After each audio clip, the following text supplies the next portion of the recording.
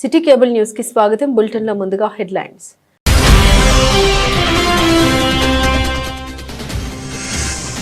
తెలంగాణ జలసిరి ఇందిరమ్మ ఇండ్ల పురోగతిపై అధికారులతో టెలికాన్ఫరెన్స్ ద్వారా మాట్లాడిన జిల్లా కలెక్టర్ గరిమా అగర్వాల్.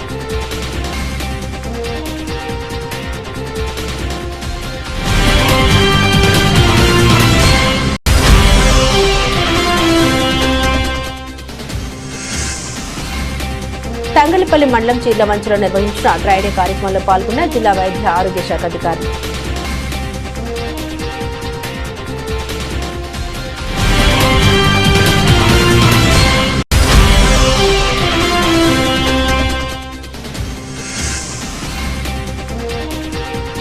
జర్నలిస్టు హక్కుల సాధన కోసం జిల్లా కలెక్టరేట్ కార్యాలయం ముందు ధర్నా నిర్వహించిన Telangana union of working journalist నాయకులు.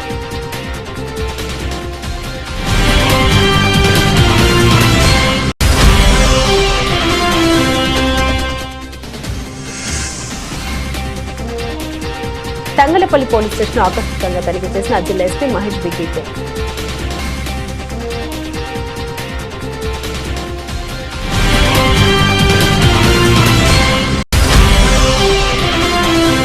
వేములవాడ శ్రీ రాజరాజేశ్వర స్వామి దేవస్థాన ఆధ్వర్యంలో శ్రీ పార్వతి రాజరాజేశ్వర అఖిల భారత వేదశాస్త్ర స్మార్త ఆగమ విద్వత్ సదస్సు వేద స్మార్త పరీక్ష మహోత్సవాలు ముఖ్య అతిథిగా హాజరైన ప్రభుత్వ వేములవాడ ఎమ్మెల్యే ఆది శ్రీనివాస్.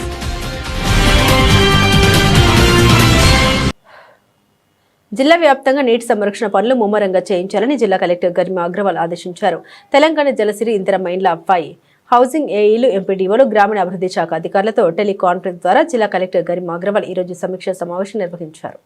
ఎల్నినో ప్రభావం, వర్షాభావ పరిస్థితులతో భూగర్భ జలాలు తగ్గుతున్నాయని కలెక్టర్ తెలిపారు. భవిష్యత్ అవసరాలు, పంటల సాగు, త్రాగునీరు, భూగర్భ జలాల వృద్ధి కోసం వర్షపు నీటిని ఒడిసిపట్టాలని పిలుపునిచ్చారు. తెలంగాణ జలసిరి కింద జల సంరక్షణ కోసం చేపట్టిన పనులు, లాభాలపై టెక్నికల్ అసిస్టెంట్లు, ఫీల్డ్ అసిస్టెంట్లకు అవగాహన కల్పించాలని సూచించారు. ప్రభుత్వ ఆదేశాలకు అనుగుణంగా ఇంకుడు గుంతలు, పంట కుంటలు, ఊటకుంట, పర్కొల్యూషన్ ట్యాంక్, బోర్ బావుల రీఛార్జ్ పనులు జిల్లాలోని మున్సిపాలిటీలో అన్ని గ్రామ పంచాయతీల పరిధిలో చేపట్టి పూర్తి చేయాలని ఆదేశించారు. ఇందిరమ్మ ఇండ్లు వేగంగా పూర్తి చేసుకుంటే కలిగే లాభాలపై లబ్ధిదారులకు వివరించాలని తెలిపారు.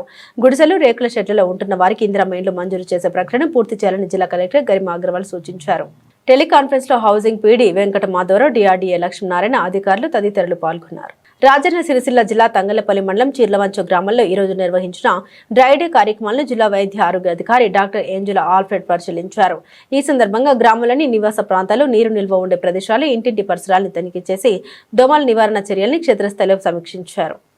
డెంగ్యూ, మలేరియా, చికెన్ గున్యా వంటివి దోమల ద్వారా వ్యాపించే వ్యాధులు నివారించేందుకు ప్రతి మంగళవారం, శుక్రవారం తప్పనిసరిగా డ్రైడే నిర్వహించాలని క్షేత్రస్థాయి సిబ్బందికి సూచించారు. ప్రజలు తమ ఇళ్ల పరిసరాన్ని పరిశుభ్రంగా ఉంచుకోవాలని, నీటి నిల్వ పాత్రని వారానికి ఒకసారి పూర్తిగా ఖాళీ చేసి శుభ్రం చేయాలని, కొబ్బరి చిప్పలు, పాత టైర్లు, కూలర్లు, పూల కుండీలు వంటి నీటిలో నీరు నిల్వ ఉండకుండా జాగ్రత్త తీసుకోవాలని తెలిపారు. జ్వరం, తలనొప్పి, ఒళ్ళు నొప్పులు వంటి లక్షణాలు కనిపిస్తే వెంటనే సమీప ప్రభుత్వ ఆరోగ్య కేంద్రాన్ని సంప్రదించాలని సూచించారు. గ్రామంలో పారిశుద్ధ్య నిర్వహణ, దోమల లార్వా నిర్మూలన కొరకు నిల్వ ఉండే ప్రదేశాల్లో ఆయిల్ బాల్ను వినియోగించాలని, దోమల నివారణకు ఫాగింగ్ చర్యల్ని మరింత సమర్థవంతంగా చేపట్టాలని సంబంధిత సిబ్బందికి ఆదేశాలు జారీ చేశారు.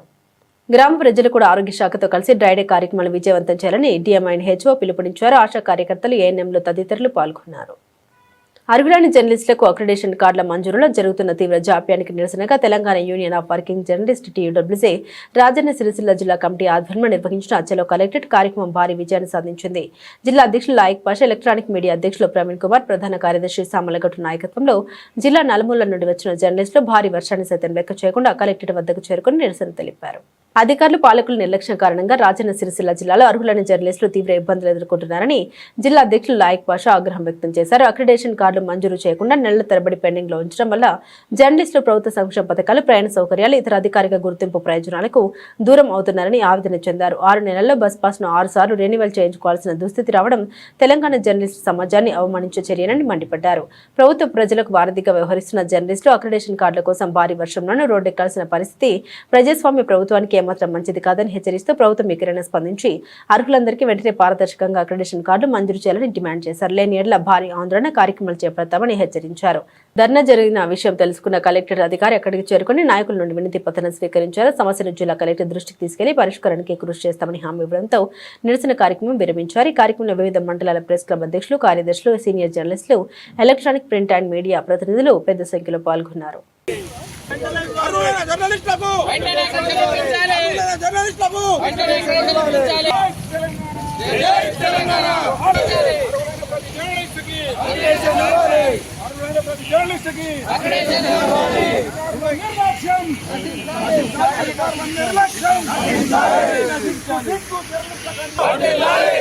ఐక్యత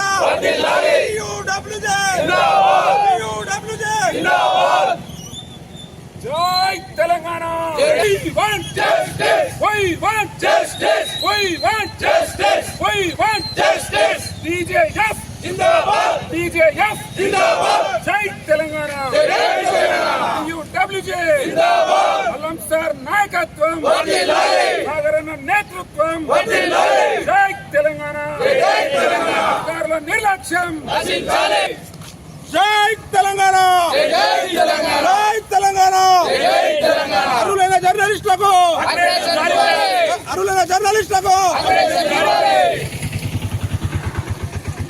జర్నలిస్టుల ఐక్యత జర్నలిస్టుల ఐక్యత జై తెలంగాణ జై తెలంగాణ అరులైన జర్నలిస్టులకు జర్నలిస్టుల ఐక్యత జర్నలిస్టుల జై తెలంగాణ జై Telangana We want justice. We want justice. UWJ. Zindabad. UWJ. Zindabad. జర్నలిస్టుల ఐక్యత. వర్ధిల్లాలి. జర్నలిస్టుల ఐక్యత. వర్ధిల్లాలి. అల్లన్నల నాయకత్వం. వర్ధిల్లాలి. We want justice. జై తెలంగాణ. జై తెలంగాణ. జై తెలంగాణ. జై జిందాబాద్. UWJ. జిందాబాద్. అరులైన జర్నలిస్టులకు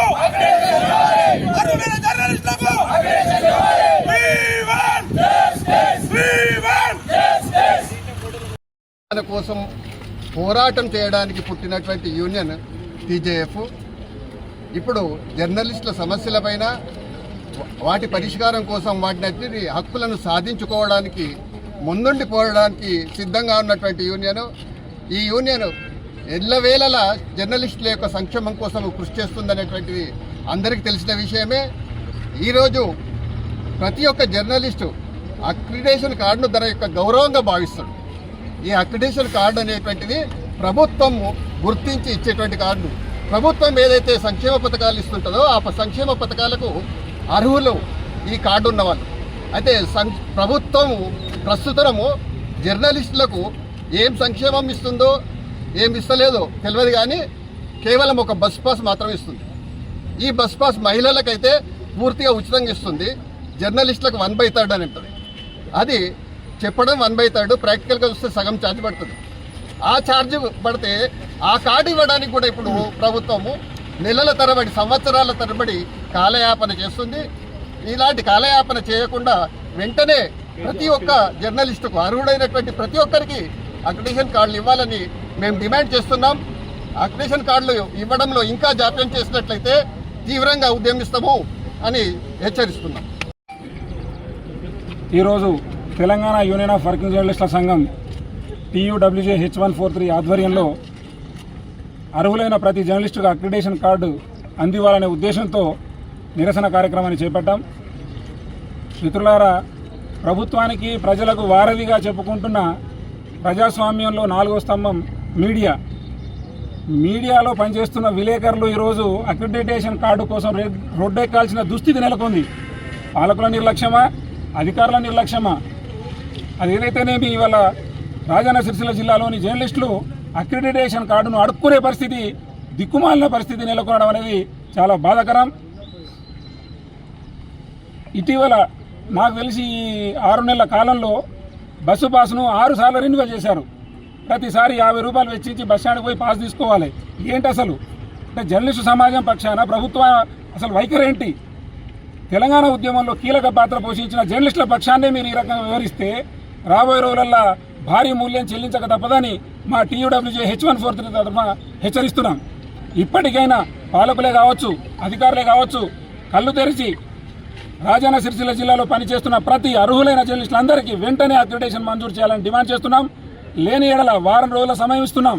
లేని ఏడల భారీ ఆందోళన కార్యక్రమాలు చేపట్టడానికి వెనుకడమని చెప్పి హెచ్చరిస్తూ ఈ కార్యక్రమంలో పాల్గొన్న నా సహచర జర్నలిస్టు మిత్రులందరికీ, యూనియన్ సభ్యులందరికీ మరోసారి ధన్యవాదాలు. ప్రజా భద్రతకు అత్యున్నత ప్రాధాన్యత ఇస్తూ పోలీస్ స్టేషన్ల పనితీరు, నేరాల దర్యాప్తు పురోగతి, ప్రజలకు అందిస్తున్న సేవల్ని నిరంతర పర్యవేక్షణ భాగంగా జిల్లా ఎస్పీ మహేష్ బి గీత ఈరోజు తంగలపల్లి పోలీస్ స్టేషన్ ఆకస్మికంగా తనిఖీ చేశారు. ఈ సందర్భంగా స్టేషన్ పరిధిలో నమోదైన కేసులు, పెండింగ్ కేసుల దర్యాప్తు పురోగతి, స్టేషన్ రికార్డుల నిర్వహణ, సిబ్బంది హాజరు, పెట్రోలింగ్ నిర్వహణ, రౌడీ షీటర్లు, పాత నేరస్తులపై నిఘా తదితర అంశాలను క్షుణ్ణంగా సమీక్షించి ప్రజలకు అందిస్తున్న పోలీసు సేవలపై ప్రత్యేకంగా ఆరా తీశారు. వివిధ సమస్యలతో పోలీస్ స్టేషన్కు వచ్చే బాధితుల ఫిర్యాదుల్ని అధికారులు బాధ్యతగా చట్ట పరిధిలో పరిష్కరించాలని ఎస్పీ సూచించారు. సీసీటీ ఎన్ఎస్ 2.0 వ్యవస్థను సమర్థవంతంగా వినియోగించి పోలీస్ సేవల్ని మరింత వేగవంతంగా, పారదర్శకంగా అందించాలని ఎస్పీ తెలిపారు. స్టేషన్ పరిధిలో అసాంఘిక కార్యకలాపాలకు పాల్పడే వారిపై చట్ట ప్రకారం కఠిన చర్యలు తీసుకోవాలని ఆదేశించారు. పోలీసు అధికారులు, సిబ్బంది గ్రామాలు తరచూ సందర్శిస్తూ ప్రజలకు అందుబాటులో ఉంటూ పోలీసింగ్ను మరింత సమర్థవంతంగా అమలు చేయాలని, శాంతి భద్రతా పరిరక్షణలో ప్రతి పోలీసు అధికారులు, సిబ్బంది అప్రమత్తంగా వ్యవహరిస్తూ ప్రజల విశ్వాసం మరింత పెంపొందించేలా సేవలు అందించాలని, విధుల్లో నిర్లక్ష్యంగా వ్యవహరిస్తే చాకపరమైన చర్యలు తీసుకోవడం జరుగుతుందన్నారు. ఎస్పీ వెంట డీఎస్పీ నాగేంద్రచారి, సిఐ నాగేశ్వరరావు, ఎస్ఐలు ఉపేందర్చారి, మల్లేష్ సిబ్బంది ఉన్నారు.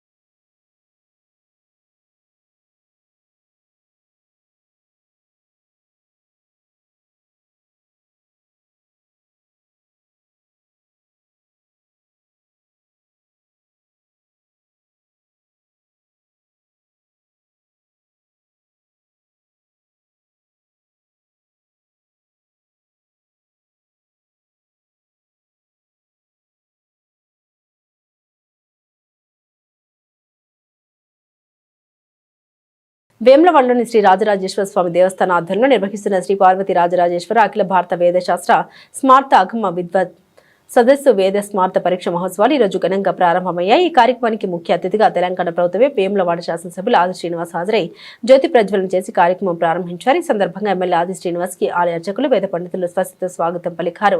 అనంతరం ఆయన శ్రీ భీమేశ్వర స్వామిని దర్శించుకుని ప్రత్యేక పూజలు నిర్వహించారు. వేద స్మార్త పరీక్ష మహోత్సవాల ప్రారంభానికి సంకేతంగా వేద పంతులతో కలిసి జ్యోతి వెలిగించే కార్యక్రమాన్ని ప్రారంభించారు.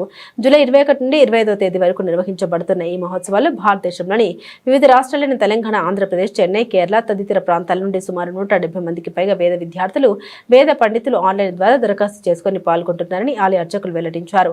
వేద స్మార్త పరీక్షల్లో ఋగ్వేదం, కృష్ణ యజుర్వేదం, శుక్ల యజుర్వేదం, కార్మ శాఖ, మాధ్యందిని శాఖ, కృష్ణ యజుర్వేదం, మైత్రాయని శాఖ, సామవేదం, కౌతుమ శాఖ, రానాయని శాఖ, సామవేదం, జమేనియా శాఖ, అథర్వ వేదం, శౌనక శాఖ, పైపలాద శాఖ, స్మార్థం, అశ్వలాయన, ఆపస్తంభ సూత్రాలు, వేదశాస్త్రాల విభాగాలు పాల్గొంటున్నాయని పేర్కొన్నారు. ఎమ్మెల్యే ఆది శ్రీనివాస్ మాట్లాడుతూ వేదాలు మన సనాతన ధర్మానికి మూల స్తంభాలని అన్నారు. వేదాల్ని పరిరక్షించడం అంటే ధర్మాన్ని పరిరక్షించినట్లు పేర్కొన్నారు. ఈ కార్యక్రమంలో ఆలయ ఈవో ఎల్ రమాదేవి, వేద పాఠశాల ప్రిన్సిపల్ ఆంజనేయ శర్మ, డిఈఓ నవీన్ కుమార్, ఆలయ అర్చకులు, వేద పండితులు, వేద విద్యార్థులు మరియు భక్తులు పాల్గొన్నారు.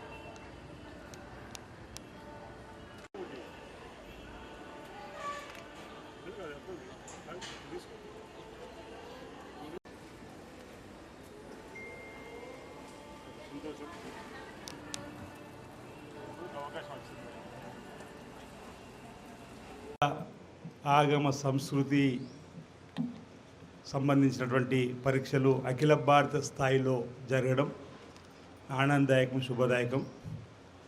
మరి ఈ కార్యక్రమం నిర్వహణలో ఉన్నటువంటి ఈ వేద పాఠశాల ప్రిన్సిపాల్గా ఉన్నటువంటి ఆంజనేయ శర్మ గారు, ఇప్పుడే ఏవో గారు కూడా మాట్లాడడం జరిగింది, రమాదేవి గారు, మున్సిపల్ వైస్ చైర్మన్ గారు, మార్కెట్ కమిటీ వైస్ చైర్మన్ గారు, కౌన్సిలర్సు, దేవాదాయ శాఖలో పనిచేస్తున్నటువంటి అధికారులు, అధికారిణులు, అదేవిధంగా వేద పండితులు, బ్రాహ్మణోత్తములు, ప్రధాన అర్చకులు, ఉప ప్రధాన అర్చకులు, విద్యార్థినులు, అనేక ప్రాంతాల నుంచి వచ్చినటువంటి వివిధ పరీక్షలలో ఉత్తీర్ణులు కావాలని, తద్వారా భవిష్యత్తులో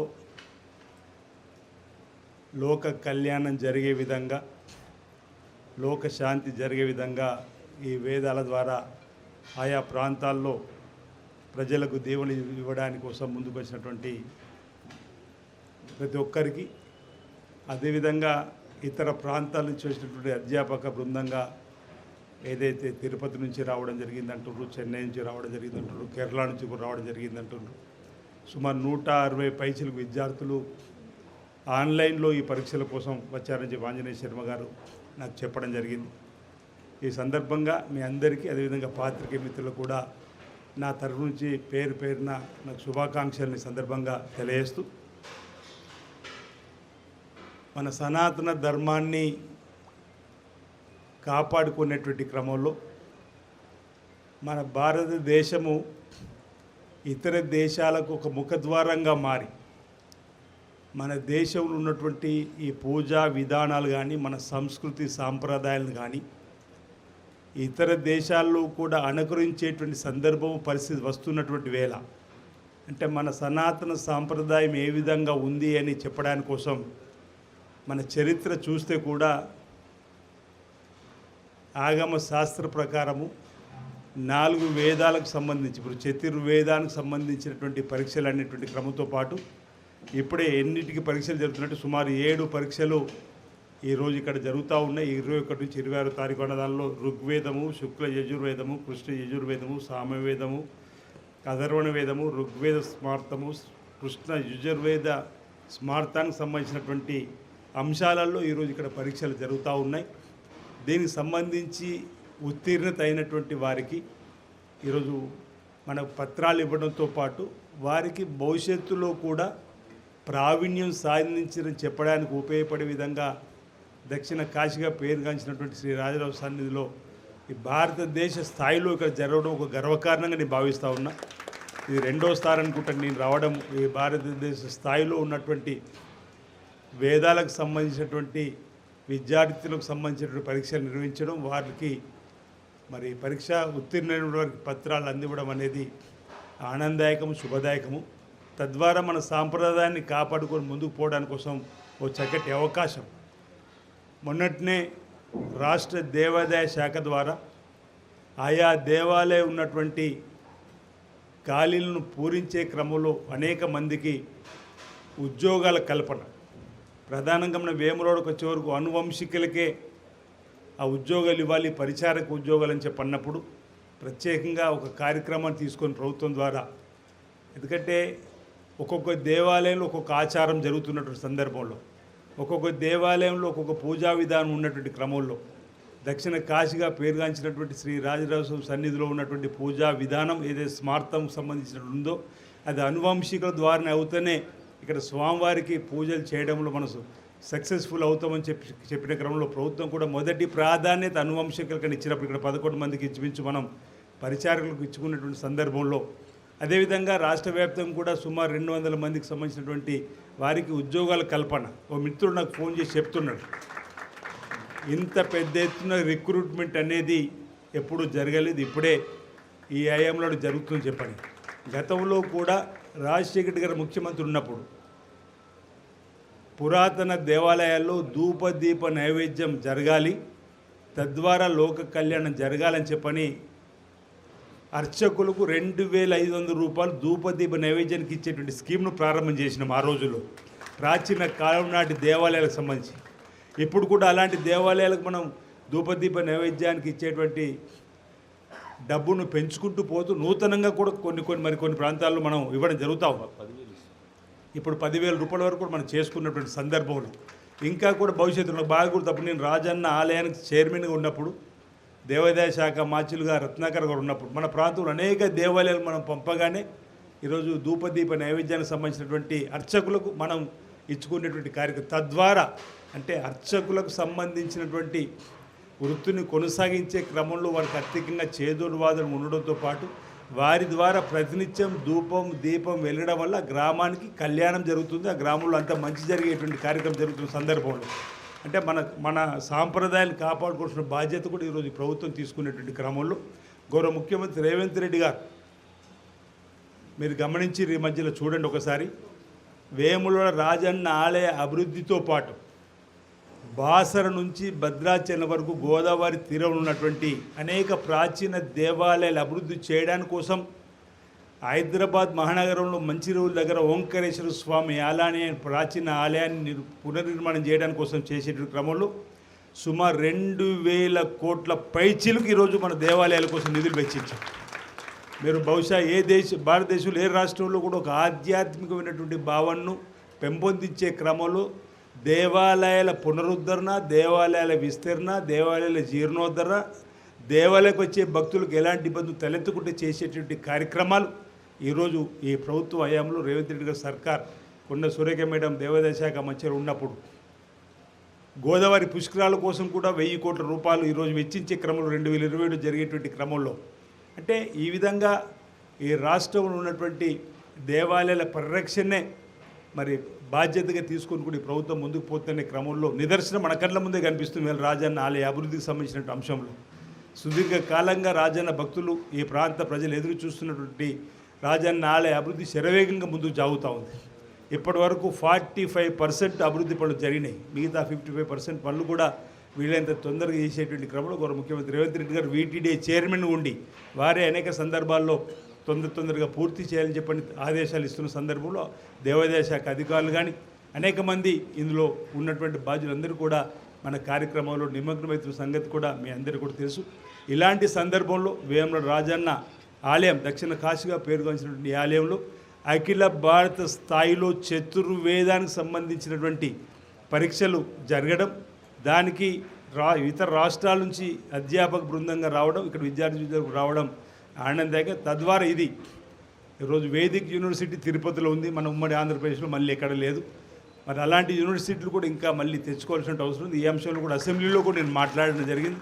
భవిష్యత్తులో తప్పనిసరిగా ఈ ప్రాంతంలో ఈరోజు సాంస్కృతిక డిగ్రీ కాలేజీ పరిరక్షణ కోసం ఈరోజు మాట్లాడే ప్రయత్నం, మన వేద పాఠశాలను కూడా ఈరోజు కిరాయి దగ్గర ఉన్నటువంటి దాన్ని కూడా ఒక పక్కా భవన నిర్మాణం చేసుకోవాలని చెప్పి ఒక ఆలోచన కూడా తీసుకున్న సందర్భం ఆంజనేయ శర్మ గారి సమక్షంలోనే ఈఓ గారి మీ అందరి కోసం చర్చించడం జరిగింది. తప్పనిసరిగా మన సాంప్రదాయాన్ని సంస్కృతిని ముందుకు తీసుకుపోయేటువంటి బ్రాహ్మణోత్తములు వేద పండితులకు సంబంధించి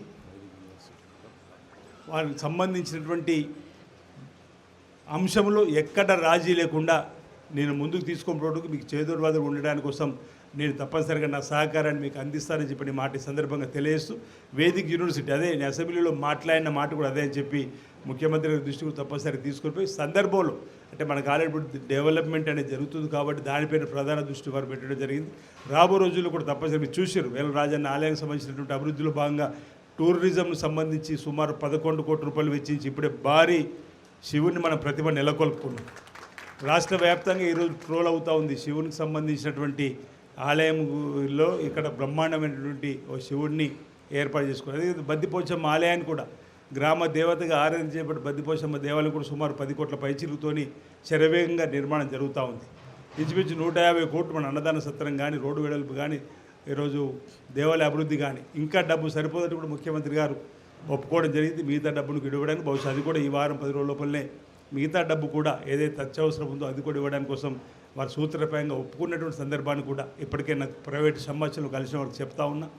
భవిష్యత్తులో తప్పనిసరిగా ఈ కార్యక్రమాన్ని మనం ఏదైతే మన సాంప్రదాయాన్ని కాపాడుకునే విధంగా మన వైదికాన్ని ఏదైతే లోక కళ్యాణం కొరకు మీ మంత్రోచ్చారాల ద్వారా వచ్చేటువంటి వాటి ద్వారా లోక కళ్యాణం జరగాలని ఇప్పుడే అంటూ ఉన్నారు. ఈరోజు మంచి వర్షం పడతా ఉంది. నిజంగా వేద పండితులందరికీ చేరింది కాబట్టి మాకు సుదీర్ఘ కాలంగా ఎదురు చూస్తున్నాం. ఈరోజు ఎల్నినో ప్రభావం వల్ల వర్షాలు లేక రైతులు ఇబ్బంది పడుతున్నాం అనుకునే సందర్భంలో మీరందరికీ రావడం, ఆ స్వామిని ప్రార్థించే క్రమంలో కూడా ఈరోజు వర్షాలు పడడం కూడా శుభదాయకంగా శుభసూచకంగా నేను భావిస్తూ మీ అందరికీ పేరు పేరున నా వైపు నుంచి అభినందనలు అందజేస్తా ఉన్నా.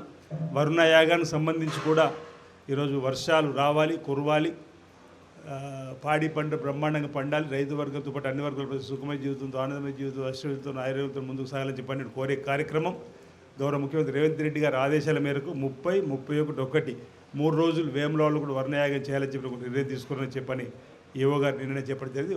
దాన్ని కూడా అభినందన చేస్తూ ఆ వర్ణయాగానికి మెచ్చి చక్కటి వర్షాలు కురుస్తాయని చెప్పిన ఒక ఆశాభావాన్ని సందర్భంగా నేను వ్యక్తం చేస్తూ మరోసారి ఈ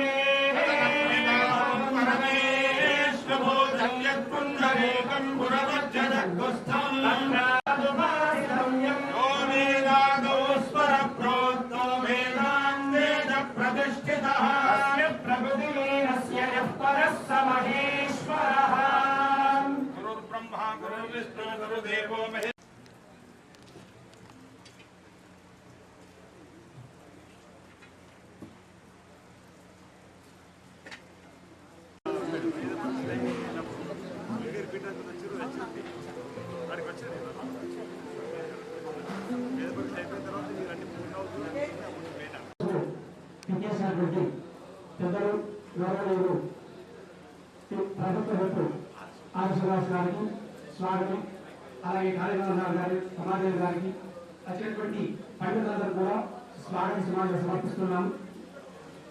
గత సంవత్సరం లాగే ఈ సంవత్సరం కూడా తన దిగ్విజయంగా గత సంవత్సరం 4 రోజులు ఈ సంవత్సరం నుండి అనుబంధ పరీక్షలు వస్తాయి. 5 రోజులు సభ ఏర్పాటు చేయడానికి కార్యక్రమం గారు ఎమ్మెల్యే గారు చక్కగా ఏర్పాటు చేశారు. ఈ సందర్భంలో వారి యొక్క స్పందన తెలియవలసిందిగా మా ఎమ్మెల్యే గారిని కోరుతున్నాను. రాజేశ్వర స్వామి దేవస్థానం తరపున, ప్రభుత్వం తరపున ఈ యొక్క వేద పరీక్షలు నలుమూలల నుంచి వచ్చేటువంటి విద్యార్థుల యొక్క శక్తిని మరియు వాళ్ళ యొక్క చదువుకున్నటువంటి విద్యను పరీక్షించుకోవడానికి కొరకే నలుమూల నుంచి వచ్చినటువంటి విద్యార్థులందరూ కూడా ఎంతో ఉత్సాహంతో వచ్చి ఉన్నారు. గత సంవత్సరం కూడా ఈ పరీక్షలు మనకు ఒక ఆలయంలో కళాభవన్లో నిర్వహించడం జరిగింది. చాలా ఆనందంతో ఉన్నారు విద్యార్థులందరూ కూడా.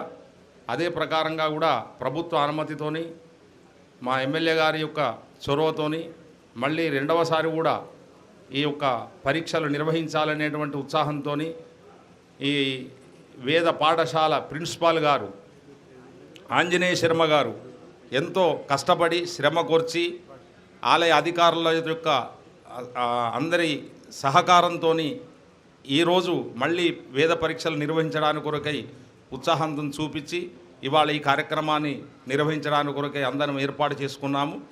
కనుక ఇందులో భాగంగా మా ఎమ్మెల్యే గారి కృషి చాలా ఉంది. అంటే వారు వెనుక నుంచి ఎంతో ప్రోత్సహిస్తున్నారు. అంత ప్రోత్సహిస్తేనే ఇవాళ ఈ స్థాయికి రాగలిగినాము మనము. కనుక అటువంటి యొక్క వేదమన్నా బ్రాహ్మణన్నా ఆయనకు చాలా గౌరవము. కనుక అటువంటి వ్యక్తుల ద్వారా మనకెంతో లాభం జరుగుతుంది.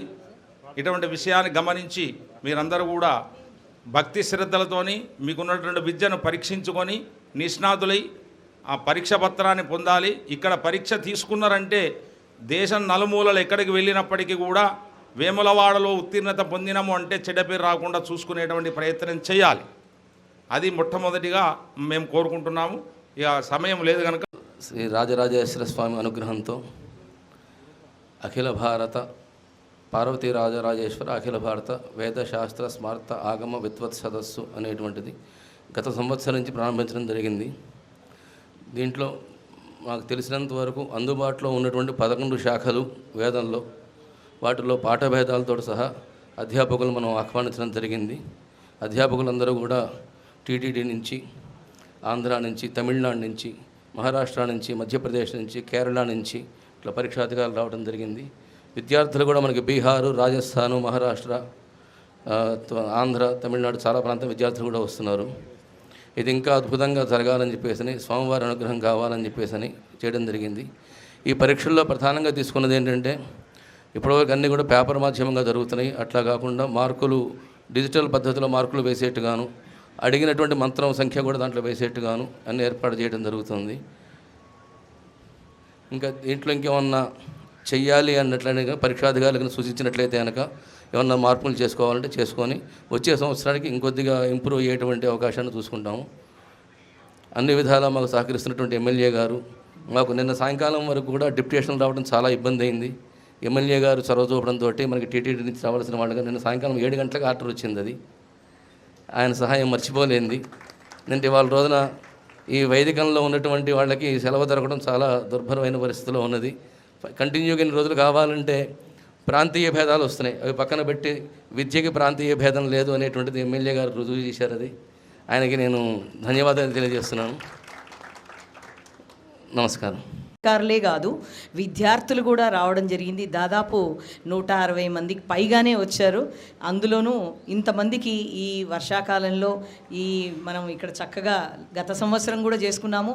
దానిని మించి ఈసారి ఆన్లైన్లో మనము అందరికీ అందుబాటులో ఉండే విధంగా గత 2 నెలల నుంచే మనం విద్యార్థుల నుంచి వారి యొక్క ఆహ్వానాన్ని పలకడం జరిగింది ఈ ఎగ్జామ్స్ రావడానికి.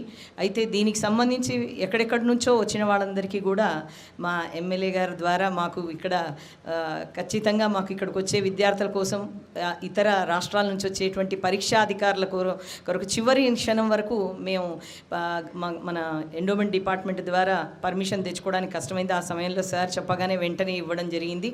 అలాగే సారు ఇక్కడే కాదు, డెవలప్మెంట్ విషయంలో కూడా సహకరిస్తూ ప్రతి క్షణము రాజరాజేశ్వర స్వామి వారి ఆశీస్సులను తీసుకుంటున్నారు సారు. కాబట్టి ఖచ్చితంగా వేద విద్యార్థులందరూ కూడా ఇక్కడికి వారికి భోజన వసతులు కల్పించడం జరిగింది, రూమ్ సౌకర్యం కూడా కల్పించడం జరిగింది. ఇంకేమైనా అసౌకర్యం ఉన్నట్టయితే మనకు ఇక్కడ చెప్పాలి. తర్వాత ఈ సంవత్సరం ఈ విధంగా జరుపుకుంటాము, అలాగే నెక్స్ట్ ఇయర్ ఇంకా ఘనంగా జరుపుకోవాలి. మనం కొత్త బిల్డింగ్స్లోకి వెళ్తామని అనుకుంటున్నాం. కాబట్టి తప్పకుండా అందరికీ నమస్కారం. ఓం నమః శివాయ. బులెటిన్ ముగించే ముందు హెడ్లైన్స్ మరోసారి.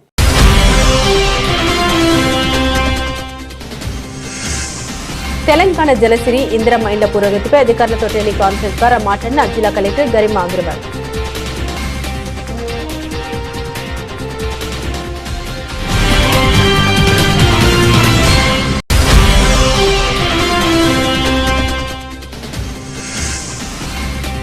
తంగలపల్లి మండలం చీర్లవంచలో నిర్వహించిన డ్రైడే కార్యక్రమంలో పాల్గొన్న జిల్లా వైద్య ఆరోగ్య శాఖ అధికారులు.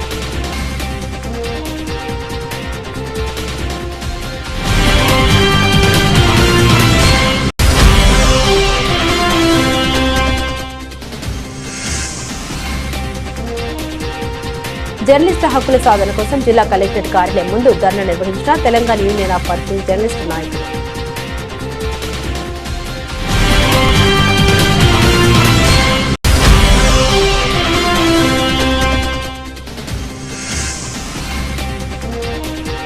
తంగలపల్లి పోలీస్ స్టేషన్ ఆకస్మికంగా తనిఖీ చేసిన జిల్లా ఎస్పీ మహేష్ బిగ్గితే.